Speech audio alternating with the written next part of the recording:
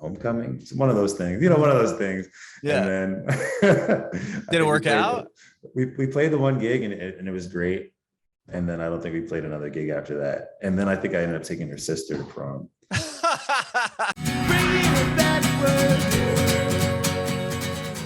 So my name is Adam, and this is about your journey in music, and we'll talk about how you got to where you are today. Perfect. Let's bring it back. Let's do it. And I love that you on your TV that you wrote. What does it say in the dust? It's good TV. Oh, I love it. I love it. And is that a painting behind you on the window? It's actually, I'm not sure what went down here. I'm working out of my manager's office here while I'm in LA, but I guess outside they painted all the windows black and inside they painted them gold. But yeah, it looks kind of like an eye, like a bird. It does. Eye. Yeah. I thought it's rad. I like it. It's really cool. Awesome. Well, tell me about, where were you born and raised, Lyfe? So I was born in Gaithersburg, Maryland. Okay. Raised there, went to, high school, and then I went to college in Baltimore, Maryland. So I'm a Marylander through and through. Stayed in Baltimore, when I got, I guess, picked up by labels and stuff. And then it was only maybe right before the pandemic that I finally moved away and moved to New York. Yeah. Oh, wow. Okay. So you were in Maryland all the way up until the pandemic? Pretty much. I moved to New York the summer of 2019. Oh, wow. Yeah. Right before everything hits, right? It's I'm packing my bag. I'm gonna start over in New York and try to chase the dream, crack the big apple. I love it. Yeah. What was it like growing up in Maryland? It was cool. I mean, I kind of remember it being dreary a lot. I don't know why that is, but it was a rainy place in the winter. But lots of shopping malls. You go to the movies on the weekends. Pretty suburban life. Right on. And how about music? How did you get into music? Were you born in a musical family at all? Siblings, brothers, or parents musical? Yeah, my dad was actually a DJ when he was a kid. I guess, rad. 20s. He would play all the local house parties and stuff. And he was known as the Chillsbury Kid. That was his DJ name, Chillsbury Kid. DJ name, yeah. But he would always play me his mixtapes in the car. It would be P-Funk and Slave, War, that old song with Double Dutch Bus. I forget who that's by, but War, didn't they have Lowrider was War, right? I think so. Yeah. Man. But yeah, so that was some of my musical education. And then when I was in third grade, I started playing clarinet. I really wanted to play saxophone, worked my way up to playing sax, played sax until high school, and then started singing in pop punk bands. Really? I was a huge fan of Panic at the Disco and Fall Out Boy and hardcore. We were always going to the church on the weekends. The church would have all the hardcore shows for some reason. Oh, and yeah, I that's interesting to me. All these guys from out of town, headbanging and stuff, and I'd be there in my little skinny jeans and my emo band T-shirt and just loving it. So yeah. Wow. Well, to back up real quick, so you started off on clarinet. Why didn't you just start off on the saxophone? I played clarinet in 5th grade and gave it up halfway through 5th grade. I guess it was a rite of passage. They were all right, if he wants to play sax, he's got to play clarinet for a year. Oh, weird. Okay. So I just had to. So you did that in 3rd grade. You started. Yeah. And then do you still play sax? You've got to know how to still do it. I can still do it when man, it's pretty lame, but I sold my sax for a pair of sneakers. What kind of sneakers? They were Supras. Okay, there you go. I really wanted these sky tops, and I was going to school, and my folks were like, "Oh, we already spent a bunch of money on your books and whatever." And I was like, "All right, I'm gonna give up the sax." Wow. You still have the kicks though? I don't have the kicks. I skated. I was skating in them, and I wore a hole in the bottom, and water was starting to come in, and I was just like, "All right, these are done." But I did get another sax. I got another Okay. one like on Craigslist, got it fixed up at the shop when I was like, I don't know, like maybe 21, 22. Hmm. And I started playing it and I was jamming a lot. And I realized like I really only knew like this like middle school amount of saxophone. Right. And I was like, this isn't as, you know, like coming as naturally as like the guitar was. Cause by then I was playing guitar and like very like more fluent, I would say, in the guitar and singing. And so I think eventually like I was having a move and I didn't bring the sax. I sold it again. Oh. But I would really like to get one of those like MIDI air controllers, Oh you yeah, know? yeah, yeah, yeah. That would be really fun to play with, to like just to have like the breath in there and to Mhm. express through that way. But yeah, coming soon. Okay, okay. You said you were in a pop punk band in what, high school? In high school, I was Okay. in like two pop punk bands. The first one, I think we had one gig. It was like this cute girl's pool party that I wanted to ask to prom or homecoming. It's one of those things, you know, one of those things. And Yeah. then I Did it think work out? we played the one gig and it was great. And then I don't think we played another gig after that. And then I think I ended up taking her sister to prom. I don't know. That's You know, awesome. So you played the show. You didn't ask her that day when the show was done? that would have been cool. Like hop on the mic, Yeah, that's get what on I the thought you were diving board. going with. Like You're like, okay, thank you. And yo, would you like to go to the prom with me? I was slow going. You know, I took a couple more hangs, a couple Okay. more like little friend dates, a couple more, you know, meet the parents, and then I was like, all right, I'm gonna go for the sister. Yeah, you're like, now that I've established this, hey. So then was it older sister or younger sister? It was her older sister. There you go. Yeah. And okay, so you had that one pop punk band, did one gig, and from there was that kind of like your first experience playing in a band setting? Yeah. Okay. That was my first experience. And then I had another band with like one of my homies from like elementary school. Like we Mhm. reconnected one summer in high school, and then I would come over, he would play the guitar and I would just sing, and then we start writing lyrics and stuff. And then that band, we got to finally play at the church where all the hardcore shows were. Oh, you And made it to then the church. we made it to the church. That's good.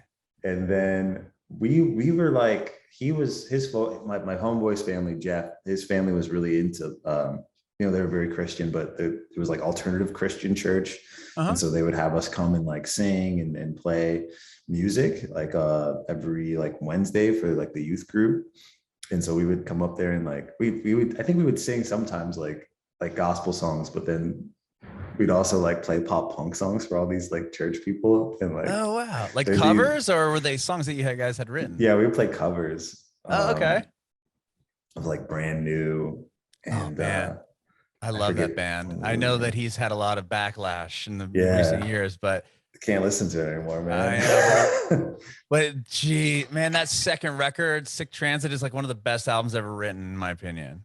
Yeah, I mean, sometimes I still get that stuff like playing in my head sometimes. I'm Oh like, my, but it's like, not to go off on a brand new tangent, but like when it comes to, you know, he obviously horrible stuff and gets caught up in it and as he should. But it's like if you go back and listen to those first two records, it's like, was anyone really surprised? yeah, right. It's like, like, oh, now it makes sense. Like, Yeah, it's like you listen to a song like Me versus Miranda versus Elvis, and you're like, what? Well, this is already pretty creepy. He's talking about getting this chick wasted and taking her to his house, and like, it's just like, well, okay. And then it all comes out. It's like, well, you know, writing was on the wall back in 2002 or whatever it was. right. But everybody thought it was so creative. Oh, he's in this other character or He's something. so Or deep. so disconnected. When he was just writing about it like a Thursday night. Right. Okay, so tell me about when does, because this is a solo project, right? Life on Planets. Yes. So Life and Plans is a solo project. It actually started as a duo. Really? And tell me Yes. about this, how it all came together. So I was busking. I had just Wow. quit my job. I was a chimney sweep and I was What? working like 60 hours a week. and I hated it. We weren't getting overtime pay and stuff like that. And yeah, it was just like so many hours for such hard work. And all I want to do is play music. I was reading about, I think it's Joan, is it Joan Baez? I'm not sure. I'm not sure, but there was this one artist, like a folk artist, that was like busking, playing on the street, and got picked up, got discovered. And I think like, that's what I think. G Love got found that way. I know really? Violent Femmes did. Oh wow. Yeah. Yeah. So I decided to join the tradition of buskers and Okay. took my guitar, started playing on the street. And around that same time, you know, I was like living in this artist warehouse, this loft, like just practicing all the time. And so I would be in there practicing my guitar all the time before I went out to busk, recording myself. And I had a roommate who was like, all right, man, like you played this one song like way too much. If I help you get it recorded, will you just never play it in the house again? Because like it's stuck in my head. It's all I hear when I come home. Like, please just. Well, let that's me a hook you up good with the thing, producer. right? I mean, Yeah. at least it was good enough to where he didn't, he remembered it. Right, exactly. Yeah, he would recognize it. But so yeah, so he hooked me up with this house producer who was living in the other artist loft, and he started to show me house, and they started to like introduce me to electronic dance music, or you know, I mean, I knew about like Tiesto or whatever, like Right. hear my Yeah, friends like play that stuff, the and I big was like, names. yeah, but I always thought of it as this European thing, and then I watched this documentary. My friend passed me. I think it's Pump Up the Volume, and they really talk about the history of house and techno and how it's black music, you know. And I was like, oh, this is a tradition that I can just hop into here, you know, and feel comfortable with. And so anyway, so then started making house music with this producer. I think he goes by Diskuji now, but he had a few other names back in the day. But I think he's embarrassed of them, and I shouldn't share them. But so he was like a Baltimore like promoter. He would bring different DJs in to like do the house music parties, would be like in the underground house music parties, and he sent some of our demos around to some of the labels, and then Wolf and Lamb, this label from New York, really liked our stuff and picked us up. But you know, in as the two of you, right? As the two of us, yes. Okay. So were you playing guitar or anything, or like were you still? Yeah. So as a duo, I was mostly like the songwriter, lyricist, and then my homie Diskuji, he was the producer and the DJ when we would go and play live. Oh, okay. So you know, I would watch how he produced and would kind of like take little notes here and there, but that's when the genre jump kind of happened then. I would say, yeah. I mean, when I think we started out and it was a little more like folk house. We got a lot of comparisons to Aloe Black and that one guy, Avicii. Oh, yeah. Oh, yeah. But yeah, because it was, you know, really more about my acoustic guitar and my voice. And then we just have kind of like really soft beats underneath. And then, you know, we started to go out and play more and hang out more with in the scene. And I started to absorb more house music and more electronic music going around. And then we started to experiment with some other sounds and stuff. But I don't know, in this industry, egos are hard to manage. Personalities are hard to balance. And so it was just like him and the guys from the label, like didn't really see eye to eye or get along. And so it was all like from the beginning, it was like, you know, Life, why don't you just take over Life on Planets and leave the other guy? But I didn't want to leave my homie behind, you know. Right. He brought me in. I was like, I wouldn't know any of you guys if it wasn't for him. So I'm not just gonna just abandon him. Ditch him, right. But eventually, like it just got to be too much with the label, and he decided to bow out and gave me the project. Wow. So I became Life on Planets. On Planets, yeah. Okay. And you said you were getting label interest at this point. You were signed. Like signed-ish. I feel like, you know, in the house music industry, it's really mostly handshakes. I didn't really start doing my first contracts with labels until maybe like that year before the pandemic. And then, you know, started to like actually sign contracts with like Kitsune, like Palm Records, RDA records and stuff like that. But yeah, for the most part, it's handshake. And I think a lot of these electronic dance music labels are into, like letting artists collaborate and release other places. So I never really, I went into it, thinking like, oh, it's going to be like all these behind the music things and like, watch out. My folks are like, be careful, don't sign anything, sign something before you go in the studio, but all these guys they're just trying to make it on their own too. And so it's very supportive, very nurturing environment to be in. That's cool. Was your dad pretty supportive of what you had going on always? I mean, being a DJ growing up, like, you tell them, hey, I'm going to go live in this art studio and busk. And like, was that something that they were like, or supportive of it? Yeah, my dad was supportive. He would actually ride up from Gaithersburg, where I grew up, to Baltimore, and he'd come jam with me sometimes. Really?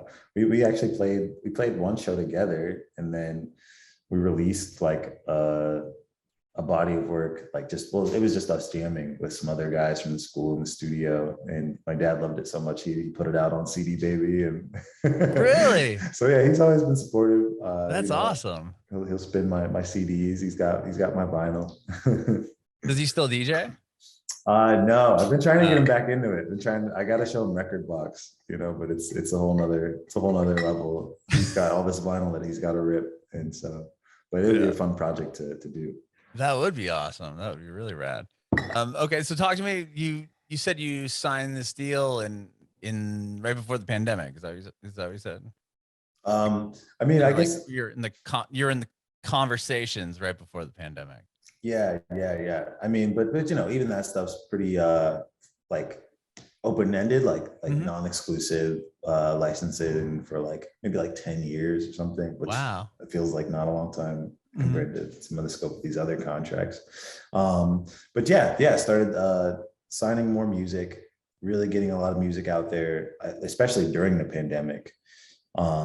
And working with like a lot of other labels, because before it was really just like Wolf and Lamb and Soul Clap and their combined label Crew Love. With that was like, you talked about putting out a lot of music out during the pandemic. Like when that hit, was like, how did it affect you? Were you like on the road or anything, or were you just kind of getting ready to put out music? I did have like some really, really exciting music lined up, because also like I've spent maybe the last year, maybe 2 years developing the solo Life on Planet sound. And during that time, I was still like touring and also putting out music that, we had wrapped up as a duo with my former partner. And so 2020 was like going to be the year where like all of this cool new music that was combining more like hip hop influences with the house music, more R&B influences with the house music, and also like showcasing some of my solo productions.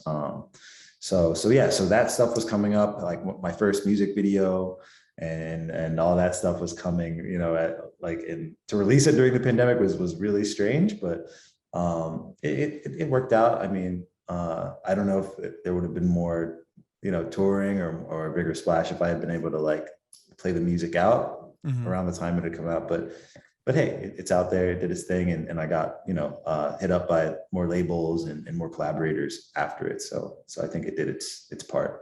Yeah, and I mean, you got a lot of streams on Spotify. I'm sure that didn't hurt when it comes to like people wanting to reach out. Yeah, definitely. But yeah.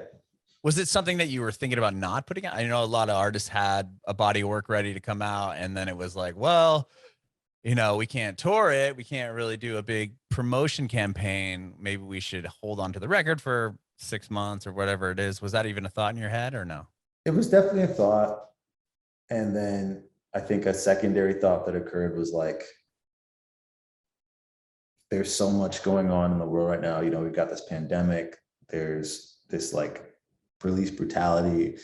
And I kind of got into this like DJ Khaled mindset, like they don't want us to win, they don't want us to put out music right now, they don't want us to celebrate, they don't want us to dance in the streets.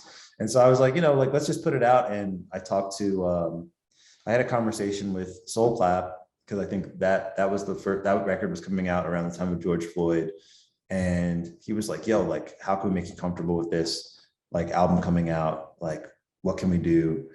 And we decided to donate a percentage of the proceeds from the album to Black Lives Matter. Oh, wow. And so that, you know, felt like a better way to kind of still have the music and still, I don't know, like just bring attention to what was going on and do something good. And then that conversation led to me, you know, talking to Kitsune Music in Paris, and having a conversation with them. And so we decided to donate a portion of the proceeds from that record to Campaign Zero. That's it's one of another guy from Black Lives Matter, but it's more focused on like police brutality and campaigning and like making more laws to just prevent something like George Floyd from happening again. Oh, well, I never heard of that company, or no, I'm sure it's a nonprofit. I haven't heard of them before. Yeah, Campaign Zero. I mean, they were a newer one that kind of, I think, came out around the time of George Floyd. Right. I mean, anything, right, to bring awareness to all that happened is awful. Yeah. So you have the most recent record that's where the money, like what album did you put out to put that money into? Because you have a new record out, right? Yeah. So okay, I'm trying to. Nomad Lyfe is the new record. Nomad Lyfe's the new record. Okay, yes. so this is a record prior to Nomad Lyfe that you're talking about? Yeah, so this was 2020, and that was my EP, Only You. Okay. And my other EP called Glow Stick. Oh, you put 2 records out in 2020. Yeah, I mean, you know, EPs like your like EPs, 4 or 5 songs. Yeah, still like what, 10 songs over the course. Like, songs. So tell me about. So were some of those, like the first EP, was that done prior to the pandemic, or was that written during it? Yeah, both EPs were done. I worked on most of that stuff like in Baltimore and like while I was touring around and stuff, and then the second EP, Glow Stick, I did that in New York with my homie Taylor Benz, and he had a studio there in New York, and it was like, we like really locked into a groove and a sound, and yeah, that stuff was all done maybe like fall of 2019, and then we just set the release dates and sat on it for a while. Okay, and then you moved to New York. You said the summer right before the pandemic hits. Mm-hmm. Yeah. And I mean, talk about like the gnarliest spot to be in the US. I mean, aside from maybe like, what was it, Seattle, where it really first started to hit, but New York was on TV always. I mean, that was the spot. I mean, that must have been such a trip to go from, okay, like I'm moving to this big city and now I'm in this big city and nobody can leave, right? I mean, did you think about moving back to Maryland at all, or like? I had thought about it. I mean, I had a girlfriend at the time, and so we actually went up to her folks' vacation home in New Hampshire. It was like right before like the lockdown and stuff, and it was kind of like they were selling the property, and so my girl had to go and like clean up, and nobody else really had the time, and so she was like, hey, you want to go stay up here for a week? We'll hang out, and then, you know, we can come back, and by the you know, in a week, this pandemic thing it'll be over, this lockdown stuff. And then we ended up staying in New Hampshire for the next, I don't know, like, yeah, the next couple of months. Oh, really? Yeah. Well, obviously nobody was going to look at the house to buy it, I bet. Right. Yeah. So somebody had to keep everything moving in there. Were you able to write a lot of music while you were there? I did. I mean, I felt like it was a lot of like maybe more experimenting and trying some new things out. It was definitely amazing to have all that time to just work on music. I definitely like finished a lot of stuff that had been like sitting on the shelf, and got to a lot of collaborations that I hadn't had the time for before. And so yeah, a lot of that stuff is actually coming out like these next like 3 months. Oh, awesome. Was it interesting? I mean, you were collaborating via the internet. Was that the first time you've ever done that? Yeah. I mean, I guess I had recorded some stuff at home and like would send my vocals, but this was like, yeah, a big shift and turning point. I think, you know, a lot of people were like, oh, let's get in the studio and let's have you over here. And yeah, it was like, oh, you know, I don't really need a whole studio. I just need this mic and I can just record everything from the house and send it to people. And yeah, even with like some recordings, you know, I didn't have like all my gear when I first came to New Hampshire, and then, you know, had just like a performance mic, like a live mic, and sent it to some guys, and like had like amazing recordings just built off of like a demo or a scratch I might have sent, and they made it sound. So yeah, it really taught me a lot about the flexibility that we have these days with our technology. Right. I mean, now you can work with somebody across everyone's so familiar with, you know, software like Zoom or whatever, platforms like this, that now you could collaborate with somebody across the world in real time. And it's not like, okay, we got to fly Life out to, you know, Sweden so you can write a record with so-and-so. It's like, you could just hop on the computer and do it that way. Is that something, is it like, how is it, you know, have you done like a Zoom writing session like this, or? Actually, I haven't. I've been wanting to. Okay. I've done like, there's another app, I think it's called Jam something or Fret Play. I forget, but I try. It was like, it's a Zoom, but you can. It's supposed to be like lower latency, so you can like actually jam. Oh, sure. I've tried that with a homie and done that thing, but I haven't actually done like a Zoom writing session. Okay. Maybe some Zoom like mixing, listening sessions. But yeah, mostly guys just send me the music, and then they're like, do your thing, I'll record, and then send it back. I love it. That's awesome. Well, talk to me about the new record, Nomad Lyfe. So Nomad Lyfe, this is like a new old record. I was looking back at my notes and some of my saved projects. I started this song Nomad Lyfe in 2016. Oh my gosh. and it was, you know, around that time when I was doing Life on Planet solo and trying to figure out like some of these new sounds. Or actually, I take that back. It was when I was trying to figure out, I was still doing Life on Planets, but trying to also figure out like this alter ego identity. And I was like moving around a lot, you know, touring, bouncing from place to place, hitting, you know, Baltimore, you know, to go hang out with my homies and party and work on music. And then, you know, I'd go back home and hang out with my mom, you know, and it just felt like I was bouncing around all the time, like sleeping somewhere different all the time. And so Nomad Lyfe, you know, it was like, I'm living that nomad life, but it started out as like more of like an R&B, like trap song. And then I kept holding on to this Nomad Lyfe thing. Cause like, I'm, you know, still constantly moving around, still sleeping in different places, sleeping on couches, sleeping in hotel rooms, sleeping in Airbnbs, whatever. It's Nomad Lyfe. And then I was working on, this new sound when I went solo with Life on Planets, and trying to incorporate more of that funk that my dad would play me in the car, like growing up. And so this song, I was looking at the Gap Band.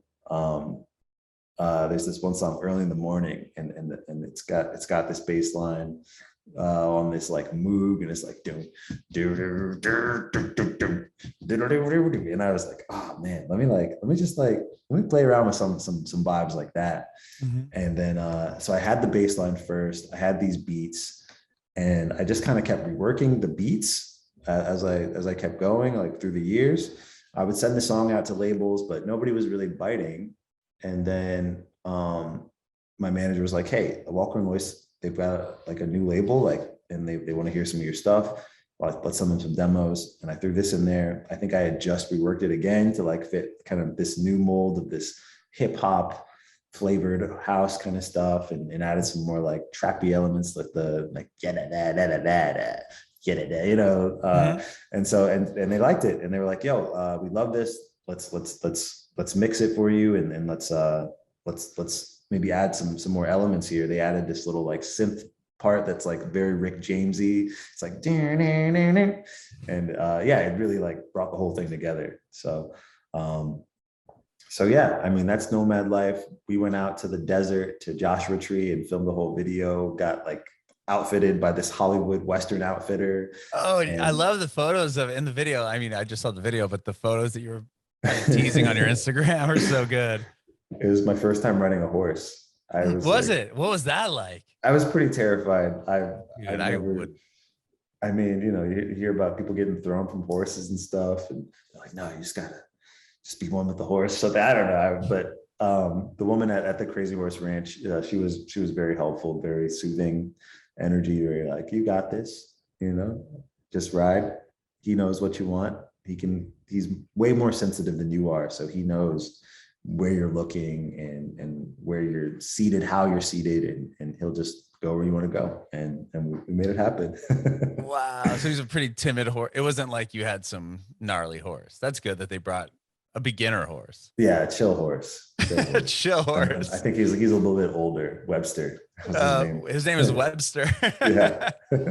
Oh, that's awesome. Yeah. So because total Western vibes, obviously, in the wanted poster, which I love. Yeah. $88. Where'd you come up with that? I really love the number 8. I mean, when you flip it on its side, it's infinity. Right. It's so curvy, and it has like, perfect symmetry.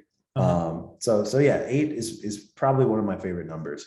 I used to be super into numerology to the point where I actually changed my name so that the numbers in my name would match up with the numbers in my birthday. Really? Yeah. Wow. Like legally you went and changed your name? I didn't legally change it. But you changed your name as far as like, some people still call me that old name, like that I see around, or like if I say, they're like, oh, hey, because I changed it to Deer, Dheer, which I think makes sense because I think Deer means calm, and then I'm in Aries, so yeah, you have this like maybe like polarizing energy that will like balance out the flame of the Aries energy. But wow. That's a way cooler explanation than I thought you were going to be like, yeah, I was born in 88. Right. Like, oh, right. Well, that wasn't exciting, but I love that. It's numerology. I haven't heard much about this. Yeah.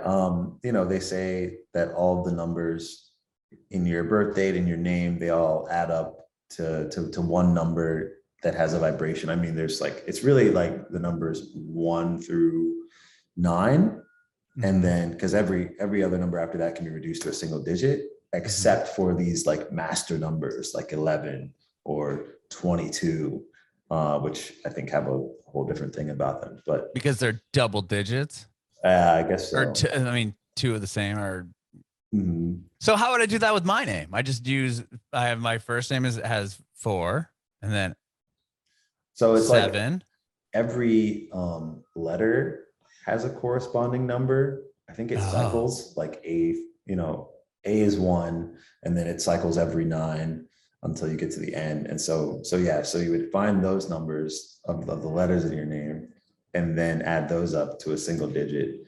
And then you would add all the numbers in your name up to a single digit. And then that would be, I think that's it's not your life path number. It's like your personality number, I think. Wow. I'm intrigued by this. I'm gonna do some heavy Googling after this interview. Yeah, man. I mean, I think in this last decade, or maybe in the last like 5 years, we've all become very obsessed with astrology and like moon signs and ascendants, and Venus is in retrograde or Mercury's in retrograde, and so yeah, I was on that stuff, like but even deeper with like numbers. Wow. I love that. Do you include your middle name or just your first and last? You should include your middle name, and if you have like a junior or you include that as well. Second, you include that. Okay. Because I need to make sure I'm doing this correctly so I get the accurate number. And it was like, if I had a new band name or if I had like a solo artist name, I would put it in my numerology calculator and see what the vibration was and stuff. It was like really bad. And like any name, I would be like, oh, I have to check it out first. Okay. Before I forget, I'm going to numerology calculator. Yeah. Because I want to know. This is cool. I'm super interested in this now. Sorry, I went off on this weird tangent. Glad I asked about that 88. Yeah. So Nomad Lyfe is the most recent record. You said you have more coming out soon? There's more on the way. So there's Nomad Lyfe with RDA, and then that's going to be a 2-sided single with You Did It to Yourself. Okay. Which is maybe a little more like like a little more housey, a little more hip hop, and it's basically about karma. Thinking about guys that like, you know, there's not very often, but there's guys that sometimes you pay them for something and they never show up at the work. They disappear. Guys that, you know, you play a show for them and then they never pay you after, you know, so Right. Yeah. it's like, all right, well, you did it to yourself and karma's going to catch up with you. But then after that, I've got a record coming on Snake Hips label, Never Worry Records. I'm excited for that one. I think it's, you know, more experiments along that line of the hip hop house. And I think I'm getting closer to like refining the sound. So that's going to be really, really good. And those records are kind of based on my time in New York. And like, I was living in Bed-Stuy, which was still gentrified, but like less gentrified, or at least you'd have like maybe like more pockets of like people who've been living there, you know, for like decades. Right. Versus people who've been living there for like just the past like 6 weeks. Yeah. And so mom and dad wanted to have some money and they want to send them to New York so that they get an apartment there or whatever. Or like, you know, you have a family that goes and just buys a whole brownstone. Oh, like, right. Yeah. Starts renting it out on Airbnb or something. You know, it's like, wow. But yeah. So based on that, and well, I guess that's the A, and then the B side is based on just feeling like very, I don't know, like loose during the pandemic, or like uptight, but also loose, like not only feeling like not like inspired, but at the same time, like unmotivated because nothing's going on, nothing's happening, the world's burning. And then, you know, I feel like a lot of people were like drinking more often. I was drinking more often. In New Hampshire, the booze is super cheap and there's nothing to do. Yeah, so many like mental health issues and addiction and, you know, substance abuse came out of this last 2 years. Yeah. And so yeah, I talk about that, about partying more, about experimenting with weed and alcohol and mushrooms more during the pandemic, and just feeling like what's going on. And then the next record, this is going to be super dope. It's coming out on Toki Monsters label, Young Art. And it's a 4-song EP, and I was able to record a 4 video to encapsulate the project. Yeah.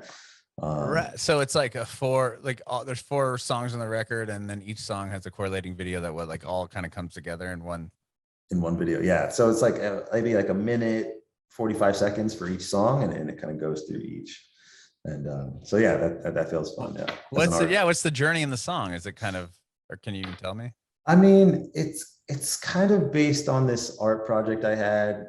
I went to art school, and so I'm always like, I can be more like very conceptual when it comes to this stuff, but like it's kind of like